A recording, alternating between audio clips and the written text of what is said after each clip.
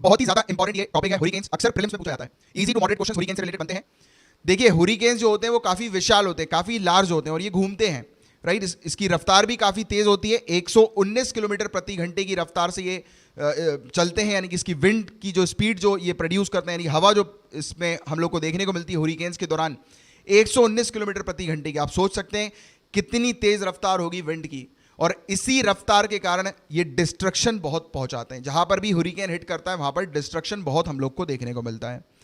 जो समुद्र का गर्म पानी जो होता है ना, वार्म वाटर, तो वहां पर ये इनका फॉर्मेशन होता है हरिकेन्स का, राइट। अब देखिए कुछ चीजें ऐसी भी पूछ ली जा सकती हैं इसके स्ट्रक्चर से रिलेटेड कि सेंटर में जो है वो हरिकेन्स के क्या होता है। तो याद रखिएगा आई, इसके सबसे सेंटर में जो चीज होती है, जो आपको सर्कल जो गोला दिखाई देना ना, गोला होल जो आपको दिखाई दे रहा है, दिस इज कॉल्ड आई, इसको आई कहते हैं। कभी कभी ऐसे क्वेश्चन डायरेक्ट आ जाते हैं कि आई क्या है, तो आई वो सेंटर में होल जो हम लोग को इस तूफान के देखने को मिलता है। यहां पर विंड जो होती है, हवा जो होती है वो काफी कम होती है। हवा कम क्यों होगी? क्योंकि ऑब्वियस सी बात है यहां पर मोड नहीं देखने को मिल रहा है हवा का। अब यहां पर इस तरफ आप देखिए तो इस तरफ कंटिन्यूअसली हवा आपको दिखाई दे रही है ना, तो इस तरफ तो हवा ज्यादा होगी, बीच में हवा नहीं होगी क्योंकि होल है ना, एक वैक्यूम टाइप का हम लोग को देखने को मिल रहा है। यहाँ पर हल्के फुल्के क्लाउड्स वगैरह होते हैं, कभी कभी थंडरस्टॉर्म यानी कि बिजली वगैरह भी चमक जाती है यहाँ पर। और ज़्यादातर हम लोग को देखने को मिलता है कि यहाँ पर स्काई जो होता है वो हल्का फुल्का क्लाउडी होता है या फिर क्लियर ही होता है, क्योंकि हॉलो है ना पूरा, यानी कि आप देख सकते हैं ऊपर इसके, यानी कि एक मतलब वैक्यूम टाइप का रहता है ये, ठीक है। यानी कि वहाँ पर कुछ नहीं होता ज़्यादा वैक्यूम, एग्जैक्टली वैक्यूम नहीं बोलेंगे, एकदम वैक्यूम नहीं है, वैक्यूम अलग चीज़ होती है जहाँ पर एयर वगैरह बिल्कुल भी नहीं होती। बट आपको समझाने के लिए कि एज कंपेरेटिवली यहाँ पर जो परिस्थिति होती है उसके अकॉर्डिंग यहाँ पर कुछ भी नहीं होता, ना के बराबर। यानी कि यहाँ पर अगर 5% है तो यहाँ पर 100% है, इस प्रकार से, समझ रहे हो। तो ये चीज़ यहाँ पर देखने को मिलती है। आई वॉल, आई वॉल किसको कहते हैं? तो ये वाला जो लेयर होता है ना आई की, इसको आई वॉल कहते हैं, इसको आई वॉल कहा जाता है। इसको रिंग ऑफ थंडर स्टॉर्म्स भी कहा जाता है, क्योंकि यहाँ पर काफ़ी ज़्यादा बिजली वगैरह जो है वो कड़कती है, हम लोग को देखने को मिलती है। इसके अलावा जो तूफान जो होता है ये आई के अराउंड घूमता है, राइट। ये पूरा आई, ये बीच में सर्कल है ना, इसके अराउंड पूरा तूफान घूमता है, जैसे कि आप देख रहे हैं इस फोटो में भी, ठीक है। और ये तूफान की ऊपर से फोटो है, जैसे कि अगर आपने ये वाली फोटो देखी है तो इसके ऊपर से आप देखोगे तो ये वाला दृश्य आपको दिखाई देगा इस प्रकार का, ठीक है। तो इस अकॉर्डिंग हम लोग इसके स्ट्रक्चर को पढ़ रहे हैं, देख रहे हैं, समझ रहे हैं। इसके अलावा वॉल की अगर बात करें, जो मैं आपको बढ़ा रहा था वॉल, तो यहां पर हम लोग को देखने को मिलता है कि काफी विंड जो होती है स्ट्रॉन्गेस्ट होती है। यहां पर तो आई पर तो बीच में कुछ नहीं है, तो इसलिए विंड यहां पर नहीं है, बट यहां पर विंड जो होती है वो सबसे स्ट्रॉन्गेस्ट हम लोग को देखने को मिलती है, राइट। और यहां पर रेन, वर्षा भी काफी ज्यादा होती है। इसके अलावा रेन बैंड्स की बात करें तो ये क्लाउड्स वगैरह यहाँ पर बहुत ज़्यादा हम लोग को देखने को मिलते हैं। ये वाला जो एरिया, ये जो पूरा एरिया आप देख रहे हो यहाँ पे, ये पूरा रेन बैंड्स हम लोग को देखने को मिल रहा है, ये पूरा एरिया। ये तो आउटर लेयर जो है वो आई की ये है, जिसको आई वॉल हम लोग बोलते हैं, और ये पूरा जो है वो रेन बैंड्स हम लोग को देखने को मिल रहा है। आप देख सकते हैं ये पूरा रेन बैंड है ये वाला, ठीक है। यहाँ पर हम लोग को वर्षा देखने को मिलती है, नाम सीजन में आ रहा है रेन बैंड्स, ठीक है। यहाँ पर काफ़ी ज़्यादा वर्षा होती है, क्लाउड्स वगैरह यहाँ पर बहुत ज़्यादा होते हैं, हम लोग को देखने को मिलते हैं, बिजली वगैरह हम लोग को देखने को मिलती है, टॉर्नेडोज वगैरह यहाँ पर हम लोग को बहुत देखने को मिलते हैं, टॉर्नेडोज, है ना, यानी भवंडर वगैरह काफ़ी ज़्यादा देखने को मिलते हैं। अब क्वेश्चन ये बन सकता है कि ये जो तूफान है ये हरिकेन में कैसे कन्वर्ट हो जाता है, यानी कि एक छोटा हल्का फुल्का तूफान इतना भारी विशाल कैसे बन जाता है और उसकी स्पीड ऐसी कैसे तेज हो जाती है। तो सबसे पहली समझने की बात यह है कि तूफान ज़्यादातर कहाँ पर बनते हैं, ज़्यादातर क्या ऑलमोस्ट सभी तूफान कहाँ पर बनते हैं। तो क्वेश्चन आ जाता है कि तूफान कहाँ पर बनते हैं, स्टॉर्म कहाँ पर फॉर्म होते हैं। तो आपका आंसर सिर्फ ये होना चाहिए, ट्रॉपिक ऑफ कैंसर से लेकर ट्रॉपिक ऑफ कैप्रिकॉर्न के बीच में, क्योंकि ये जो एरिया है इसको हम लोग ट्रॉपिकल जोन कहते हैं और यहीं पर ही तूफान बनते हैं। इसके पीछे का लॉजिक क्या है? सिंपल सा लॉजिक है, आपने एनसीईआरटी में पढ़ा होगा कि आपने वो पढ़ा ना एनसीईआरटी में कि जो सन जो होता है वो ट्रॉपिक ऑफ कैंसर और ट्रॉपिक ऑफ कैप्रिकॉर्न के बीच में ही ओवरहेड होता है। आपने वो समर सॉलिस्टिस, विंटर सॉलिस्टिस पढ़ा होगा कि जिस समय सन जो है वो इस एरिया से रिटर्न करता है। एक्चुअली में सन रिटर्न नहीं करता, क्योंकि हमारी धरती जो है वो सन के क्योंकि सन तो घूमेगा नहीं, सन एक ही जगह पर है, बट हमारी धरती जो है वो एक्सिस पर घूमती है अपने, राइट्स, यानी कि सन जो है, सूर्य जो है वो उसके चक्कर लगाती है इस प्रकार से। तो एक्सिस कुछ इस प्रकार की कि ये ऊपर नीचे जाती है, यानी कि ऊपर नीचे हमारे ये एक्सिस देखने को मिलता है। तो इसमें ऐसा लगता है कि सन जो है वो ऊपर नीचे हो रहा है, क्योंकि सन ईस्ट से निकलता है, वेस्ट पे जाके ढल जाता है, राइट। तो बट एग्जैक्टली सन तो जा नहीं रहा है, धरती घूम रही है, तो ये कंसेप्ट वैसा ही है। तो इसमें आप वो तो हालांकि बेसिक आपको पता होगा, बट फिर भी एक बेसिक अंडरस्टैंडिंग भी आप लोग को पता होनी चाहिए, उसके लिए मैंने रिवाइज करा दिया, ठीक है। तो ये समर सॉलिस्टिस, विंटर सॉलिस्टिस का आपको पता है कि पूरा कि यहीं पर ही, इस एरिया पर ही हम लोग को सन ओवरहेड देखने को मिलता है। अब जब यहाँ पर सन है तो सन क्या करेगा? पानी को गर्म करेगा, पानी को गर्म करेगा तो क्या होगा? इवेपोरेशन की प्रोसेस, और आपको पता है कि वहाँ पर बनते हैं क्लाउड्स। और उससे पहले जब ये इवेपोरेशन हो रहा है तो क्या हो रहा है? हवा जो है वो ऊपर की तरफ जा रही है, हम लोग बोलते हैं ना कि वार्म एयर जो होती है, गर्म हवा जो होती है ऊपर चली जाती है, ठंडी हवा नीचे जाती है, गर्म हवा लाइट होती है इसलिए ऊपर जाती है। तो जब ये गर्म हवा ऊपर जाती है तो हवा क्या हो रही है, विंड का मूवमेंट हो रहा है, और धीरे धीरे करके विंड के मूवमेंट के चलते यहाँ पर भवंडर बनते हैं, क्योंकि यहीं पर ही तो पूरी एक्टिविटी हो रही है ना, गर्माहट की, इवापोरेशन की पूरी एक्टिविटी यहीं पर ही एक्सट्रीम पर हम लोग को देखने को मिल रही है। तो भवंडर कहाँ पर होंगे, स्टॉर्म्स कहाँ पर होंगे, इसी एरिया पर। तो हमेशा याद रखना कि ये जो भवंडर होते हैं ये सिर्फ इसी एरिया पर हम लोग को देखने को मिलते हैं, यहाँ वहाँ पर ऐसे वैसे जगह पर हम लोग को कुछ नहीं देखने को मिलते। समझ में आ रही है? तो ये चीज़ आप लोग को पता होना चाहिए कि मतलब कि अगर स्टॉर्म्स पूछ लिया जाए कि स्टॉर्म्स कहाँ पर डेवलप होते हैं, तो याद रखिएगा Tropic of Cancer to Tropic of Capricorn के बीच में, या फिर ट्रॉपिकल जोन पर। तो ये चीज़ हमने देखी इसके बारे में एक जनरल। तो यहाँ पर इसी ट्रॉपिकल एरिया पर डिस्टर्बेंस जब होना शुरू हो जाता है, जब गर्म पानी से जो क्लाउड्स वगैरह बनने लगते हैं तो हवा वगैरह जो होती है, तो उस बीच जब डिस्टर्बेंस होना शुरू हो जाता है तब धीरे धीरे करके हम लोग को देखने को मिलता है कि ये हवा जो है वो रोटेट होती जाती है और एक विशालकारी रूप जो है वो बना लेती है। और विंड की स्पीड जब 62 किलोमीटर पर आवर या उससे कम की हम लोग को देखने को मिलती है, तब उस समय ये रोटेशन जो है वो शुरू होना हो जाता है, यानी कि ये जो भवंडर है वो बनना शुरू हो जाता है। कभी कभी आपने ऐसे अपनी आंखों से भी देखा होगा, कई बार आप जनरली देखते होगे कि जब हवा चल रही होती है तेज, तो कभी कभी इस प्रकार का भवंडर जो है वो गोल गोल घूमता हुआ आपको नजर आ जाता है। आपने बचपन में भी देखा होगा जब बाहर खेलते होगे ज़्यादातर, राइट, धूल वगैरह में एकदम से नहीं मिल जाता, ग्राउंड वगैरह में हम लोग देखते हैं, तो वो ऐसे ही, ये बहुत ही कॉमन फिनोमेना है हवा का, राइट। तो ये चीज़ हम लोग को देखने को मिलती है, हल्का सा भी थोड़ा भी अगर कहीं पर डिस्टर्बेंस होता है तब उस समय ये फिनोमेना हम लोग को देखने को मिलता है। फिर उसके बाद फिर ये बढ़ बढ़कर जो है वो काफ़ी एक विशालकारी रूप ले लेता है, और जब ये 119 किलोमीटर प्रति घंटे की जब इसकी रफ्तार हो जाती है तब हुरिकेन ये हम लोग को देखने को मिलता है। सिंपल कंसेप्ट आपको ये ट्रॉपिकल्स के बारे में पता होना चाहिए, राइट, उससे ज़्यादा डिटेल में आपको जाने की आवश्यकता नहीं है। और वार्म वाटर, गर्म पानी जो होता है वो स्टॉर्म्स को एनर्जी दे देता है, क्योंकि हवा जो है ऊपर हम लोग को देखने को मिल रही है, एयर जो है वो राइज हो रही है, ठीक है। जब एयर राइज हो रही है तो क्या हो रहा है, ट्रॉपिकल डिस्टर्बेंस हो रहा है। अब इस एरिया पर हवा जो है वो शांत है, ठीक है, ये मान लेता हूँ ये हवा है, ये शांत है, ठीक है। अब यहाँ पर हमने देखा कि सूर्य के चलते पानी जो है वो, ये नीचे पानी है, गर्म हुआ, गर्म होने के चलते ये हवा जो शांत है ये क्या कर रहा है, पानी गर्म होकर ऊपर जा रही है विंड। तो यहाँ पर देखिए ये वाली जो विंड है, यहाँ पर ये शांत विंड है, तो ऑब्वियस ही बात है कि इसमें हलचल होना तो शुरू हो जाएगी। क्यों हलचल होना शुरू हो जाएगी, ये एनर्जी दे रहा है, ये वार्म वाटर इसको एनर्जी दे रहा है, तो यही चीज़ हम लोग को देखने को मिलती है, राइट। और इसके चलते, और ये एक और चीज़ आपको याद रखनी है, ये यूजुअली तब होता है जब वाटर का टेम्परेचर 79 डिग्री फ़ारेनहीट या 26 डिग्री सेल्सियस या उससे ज़्यादा का होना चाहिए, तभी हम लोग को ये हुरिकेन या स्टॉर्म वगैरह विशालकारी स्टॉर्म जो है वो देखने को मिलते हैं, ठीक है। और थंडर स्टॉर्म जैसे चल रहा है, भवंडर जैसे चल रहा है, एक कंसेप्ट और समझो कि वो रुकेगा कब। तो देखो गाइस, ये बादल हैं, अब बादल जो है गाइस अपनी बारिश वापस नीचे कर देंगे, तो जो एनर्जी जो होगी उस थंडर स्टॉर्म के अंदर वो लूज हो जाएगी, राइट, क्योंकि बारिश के थ्रू, कंडेंसेशन के थ्रू एनर्जी तो चली गई ना। एनर्जी कब आ रही है, इवापोरेशन के थ्रू, राइट, बट कंडेंसेशन हुआ तो क्या हुआ, एनर्जी गई, तो थंडर स्टॉर्म रुक जाएगा। और ये अक्सर हम लोग को देखने को मिलता है कि यहाँ पर जैसे ही ये लैंड मास पर आते हैं तो वैसे ही इनकी एनर्जी जो है वो लूज होना शुरू होती है। और बताया जाता है कि कई बार थंडर स्टॉर्म, कई बार क्या, हर बार हम लोग को देखने को मिलता है कि थंडर स्टॉर्म जो होते हैं वर्षा लेकर आते हैं, बारिश लेकर आते हैं, ठीक है। तो ये वाली चीज़ भी होती है, और बट वो डिस्ट्रक्शन भी बहुत खतरनाक कर देते हैं। चलो एनीवेज, इसके बारे में एक चीज़ आपको बताऊँ। अब आओ एक बार रिवीजन कर लेते हैं कि ये हुरिकेन्स के बारे में, जैसे कि पूरी चीज़ अच्छे से दिमाग में बैठ गया है। तो देखो ये हुरिकेन जो है ये जाकर हिट कर रहा है टेक्सास पे, अभी ये हम लोग को देखने को मिला, इसने हिट किया था। और हुरिकेन्स इसी जगह पर बनते हैं, राइट। और देखो मैंने आपको बताया था ये ट्रॉपिक्स जो है, Tropic of Cancer, Tropic of Capricorn, उसके बीच पर जो है वो गर्माहट हम लोग को देखने को मिलती है, सूर्य की, जो कंसेप्ट मैंने आपको समझाया है ना।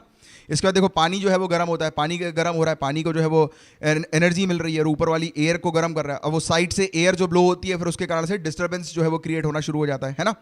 ये जो है हवा जो आ रही है उस तरफ से, अफ्रीका की तरफ से, तो वो क्या करती है, डिस्टर्बेंस जो है वो क्रिएट करने लगती है। अब इस बीच क्या हुआ, पानी जो है वो इवापोरेट हो रहा है, पानी इवापोरेट होने से क्या होता है, क्लाउड्स वगैरह बनना शुरू हो जाते हैं। पानी एक तो ऊपर की तरफ जाता है, क्योंकि गर्म पानी है, वो ऊपर राइज करता है। पानी राइज नहीं कर रहा है, नहीं कि पानी गर्म हो गया तो एयर मॉलिक्यूल जो है, इवापोरेशन हम लोग को देखने को मिल रहा है, हवा जो है वो गर्म हवा ऊपर की तरफ गई। और आपने क्लाउड्स अलग अलग प्रकार के देखे होंगे, निम्बस क्लाउड और इस प्रकार के क्लाउड, तो इसी प्रकार का ये बड़ा सा क्लाउड जो है वो बन जाता है, राइट। स्ट्रक्चर उसका काफ़ी विशालकारी हो जाता है, राइट। और उसके बाद आपको देख रहे होंगे क्लाउड्स जब डेवलप होना शुरू होते हैं तो क्लाउड जो होते हैं वो रोटेट होने लगते हैं। ये देखो क्लाउड रोटेट हो रहा है। अब ये पॉज किया मैंने आपको क्या समझाया था कि ये वाला जो एरिया है रेन बैंड्स का एरिया है। अब आपको कंसेप्ट क्लियर हो रहा है, रेन बैंड क्यों बोलते हैं इसको, क्योंकि यहाँ पर क्लाउड्स रहते हैं। क्लियर है यहाँ तक बातें? अब आगे देखते हैं। अभी आपको आई भी दिखाई देगी, ये देखो, ये आपको आई दिखाई दी बीच में, और ये होल जो आपको दिखाई दे रहा है वो आई है, उसके बगल वाला क्या है, आई वॉल है। और रेन बैंड्स आपने देखा मेरा, और स्ट्रक्चर से आपको क्लियर हो गया कि रेन बैंड्स जो होते हैं वो क्या करते हैं, हम लोग को देखने को मिलता है कि बारिश वर्षा वहाँ पर काफ़ी ज़्यादा होती है और इस प्रकार से जो है वो टॉर्नेडो डेवलप हो जाता है। और टॉर्नेडो देखो कितना विशालकारी होता है, 1000 माइल्स तक ब्रॉड हम लोग को देखने को मिलता है और ऊंचाई में 10 माइल्स तक ये हम लोग को देखने को मिलता है। बहुत ही ज़्यादा विशालकारी होता है ये, और जाकर ये हिट कर देता है और हिट करने के बाद बहुत बुरा डिस्ट्रक्शन वगैरह जो है वो क्रिएट कर देता है। हालत जो है वो खराब हो जाती है उस एरिया की जिस एरिया पर ये हिट करता है। ठीक है, क्लियर है, बुरी बात है, कंसेप्ट क्लियर हो गया यहाँ तक। अब देखो कुछ बेसिक चीज़ नासा की वेबसाइट से मिली है। जैसे इस एरिया पर जो ये भवंडर वगैरह आते हैं उसको हम लोग साइक्लोन्स बोलते हैं। इस एरिया पर टाइफून जो है वो कहा जाता है। इस एरिया पर होरिकेन्स हम लोग को देखने को मिलते हैं, इसको कहा जाता है, जो कि बहुत ही खतरनाक भयानक मोड़ जो है वो ले लेता है ना। तो ये चीज़ है। इंडिया में अभी साइक्लोन्स आए हुए थे तो आपको साइक्लोन, होरिकेन, टाइफून इसके बारे में पता होना चाहिए। तो पहली कैटेगरी के अंदर जो हवा होती है वो 90 से 125 किलोमीटर प्रति घंटे की रफ्तार से हम लोग को देखने को मिलती है, जो स्ट्रॉन्गेस्ट जो होती है, और एवरेज जो होती है वो 63 टू 88। सेकंड कैटेगरी के अंदर 125 से 164 किलोमीटर प्रति घंटे की रफ्तार में देखने को मिलती है हवा। तीसरी कैटेगरी के अंदर 165 से 225 24।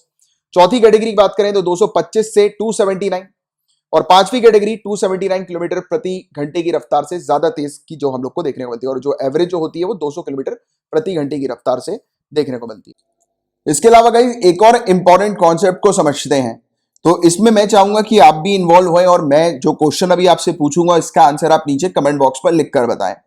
तो देखिए गाइस, आप एक सिचुएशन इमेजिन करो कि ये एक एरिया है, लैंड मास का एरिया है, और ये समुद्र से साइक्लोन जो है वो होता हुआ आ रहा है। और समुद्र पे साइक्लोन क्यों आता है मैंने आपको बताया हुआ है कि समुद्र का पानी जो है वो सूर्य गर्म करता है। अपने थोड़ी देर पहले बात करी थी कि ये ट्रॉपिकल एरिया हमें नजर आता है, इस एरिया को सूर्य जो है वो गर्म कर देता है, गर्म करता है, इवापोरेशन होता है, और इवापोरेशन के कारण हमें क्या देखने को मिलता है कि गर्म हवा ऊपर की तरफ जाती है और नीचे की जो एरिया जो होता है वो खाली एरिया, क्योंकि गर्म हवा ऊपर गई तो नीचे खाली बच जाएगा, तो उस एरिया को फिल कौन सी करती है, ठंडी हवा, राइट। तो हम क्या देखते हैं, हाई प्रेशर लो प्रेशर की तरफ आता है, क्योंकि गर्म हवा जब ऊपर जाती है तो लो प्रेशर वहां पर बन जाता है, तो हाई प्रेशर आता है, यानी कि हाई प्रेशर से हवा जो है वो लो प्रेशर की तरफ आती है, और जो हवा जो है वो ऊपर की तरफ चली जाती है, यानी कि जो एरिया खाली बच जाता है उस एरिया को वो हवा फिल कर देती है।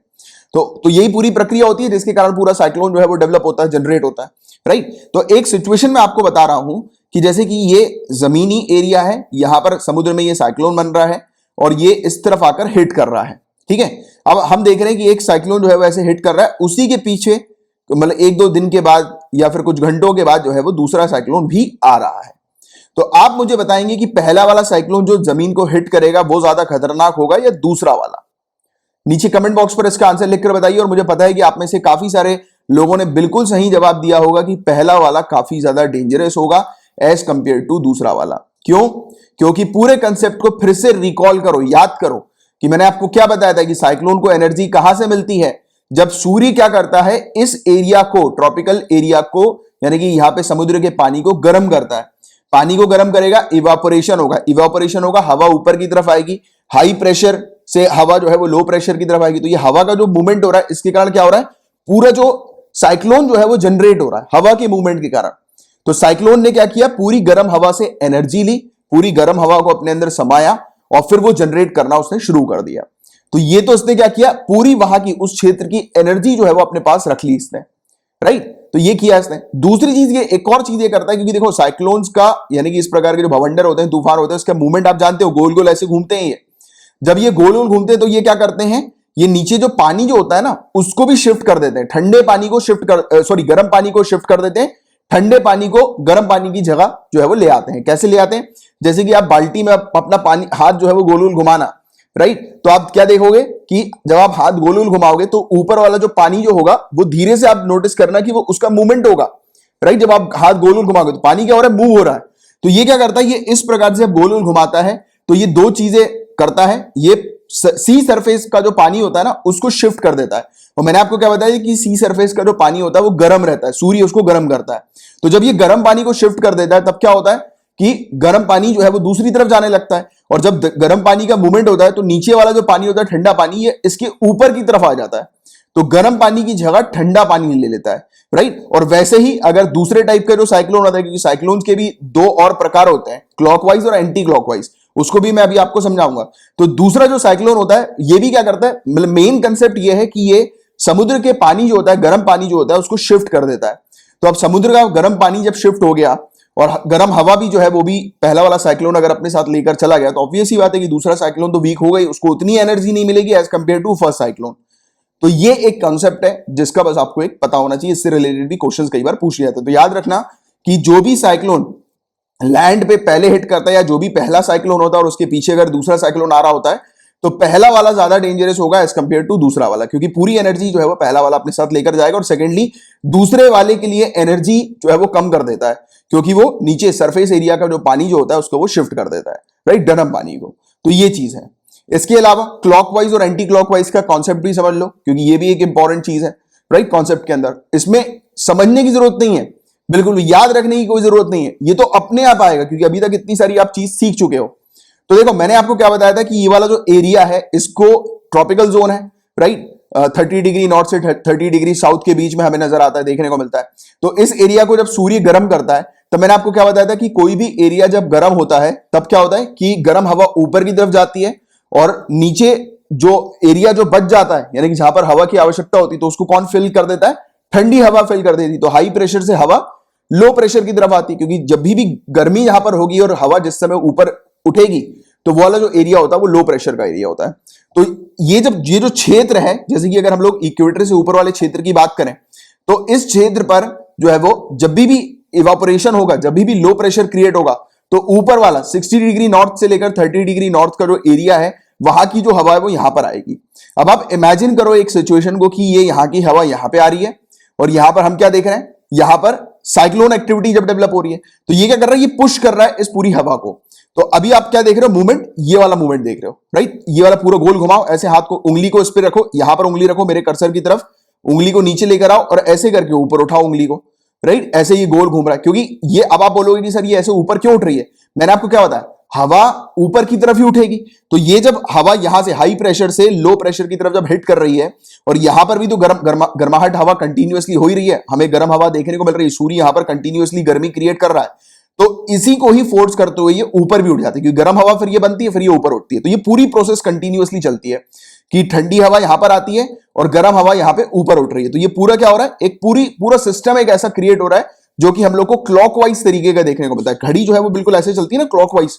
तो वैसे आप क्या देख रहे हो, यहां पर ऊपर वाले एरिया पे, नॉर्थ साइड वाले एरिया पे हम लोग को देखने को मिलता है कि क्लॉकवाइज साइक्लोन जो है वो ज्यादा डेवलप होते हैं, जनरेट होते हैं। तो राइट, और वैसे ही अगर आप साउथ की तरफ जाओगे तो साउथ से हाई प्रेशर जो है वो लो प्रेशर की तरफ यहां पर आ रहा है, राइट, यहां पर जो है वो गर्माहट बन रही है, यहां पर साइक्लोन बन रहा है, तो यहां पर हाई प्रेशर लो प्रेशर की तरफ आ रहा है। तो आप क्या देख रहे हो, यहां पे हाई प्रेशर लो प्रेशर की तरफ आया और ऊपर वाला सेम कॉन्सेप्ट लगाओ कि फिर ये क्या होगा, ऐसे करके गोल घूम जाएगा, क्योंकि यहां पर भी हवा जो है वो गर्म हो रही होगी और ऊपर की तरफ जा रही होगी। तो हम क्या देख रहे हैं, ये उल्टी घड़ी चल रही है, तो उसको एंटी क्लॉकवाइज कहते हैं। तो सिंपल सा ये कंसेप्ट आप ध्यान में रखो, क्लॉकवाइज और एंटी क्लॉकवाइज में सिर्फ ये वाला फिगर बस थोड़ा सा ध्यान में रखना, ऑटोमेटिकली साइक्लोन्स के बारे में आपको पता लग जाएगा कि कौन सा क्लॉकवाइज है, कौन सा एंटी क्लॉकवाइज हमें नजर आता है, राइट। तो सिंपल सी चीज है जिसका बस आपको ये आइडिया होना चाहिए, जानकारी होनी चाहिए। और साइक्लोन से रिलेटेड जो चीज मैंने आपको पूरी पढ़ाई है, इन्हीं से रिलेटेड आपसे क्वेश्चंस पूछे जाएंगे, इनसे बाहर का और कुछ नहीं आएगा।